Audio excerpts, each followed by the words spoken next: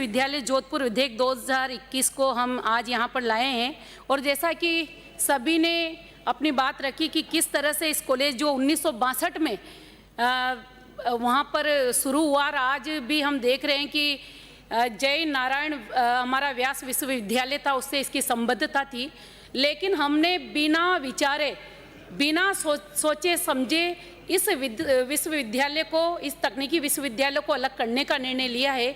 मुझे लगता है ये बहुत गलत है। मेरे से पूर्व वक्ताओं ने भी कहा, क्योंकि बिल्डिंग और सारी सुविधाएं हम लोगों को इसमें देखनी थी, और हमने ये भी नहीं देखा कि वर्तमान में जय नारायण व्यास विश्वविद्यालय की स्थिति क्या चल रही है। जैसे कि मुझे जानकारी में आया है, वहाँ पर पेंशन, क्योंकि फाइनेंस क्राइस वहाँ पर बढ़ेगा इसको अलग करने से, वहाँ पेंशन भी उपलब्ध नहीं हो पाती वहाँ के हमारे स्टाफ को। तो ये बहुत बड़ा गंभीर विषय है। और जैसा कि सम्मान्य मंत्री महोदय ने जवाब दिया कि सरकार कोई बात बोलती है तो वास्तव में वो काम होना चाहिए।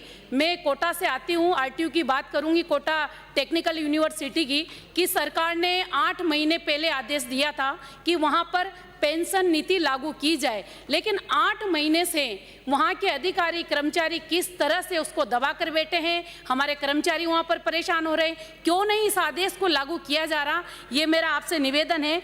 और एक निवेदन और मैं करना चाहूँगी कि मात्र 3-4 सुझाव मैं देना चाहती हूँ।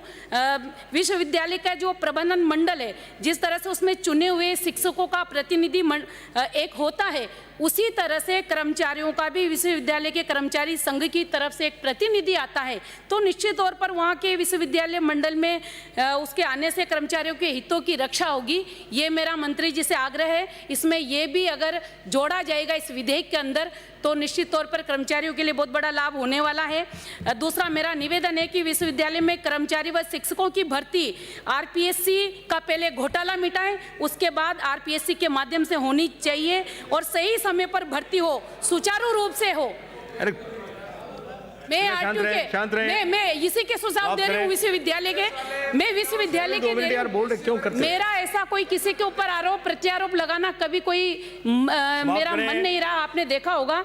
मेरा ये इसलिए निवेदन है कि विश्वविद्यालय की जो भर्ती प्रक्रिया अपनाई जाती है वो एक्ट 1974 का जो हमारा बना हुआ है, जबकि इस विश्वविद्यालय की भर्ती नियमों में यूजीसी के द्वारा किए गए नियमों के अनुसार भर्ती होनी चाहिए।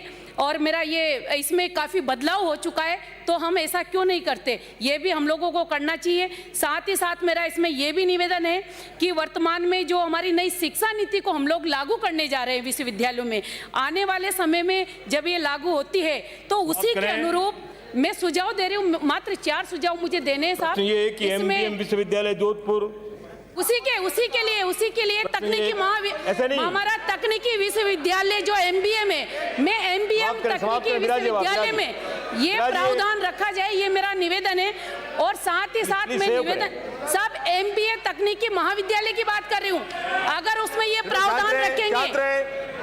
प्रावधान रखेंगे तो आने वाली हमारी नई जनरेशन, हमारे स्टूडेंट को लाभ मिल सकता है। साथ ही साथ मेरा साहब, मेरी बात को 4 सहयोग करिए। विराजिए, ऐसे क्या कर रहे हो साहब? अरे माननीय सदस्य, माननीय मंत्री महोदय शांत रहे, कृपया शांत रहे। प्रश्न ये है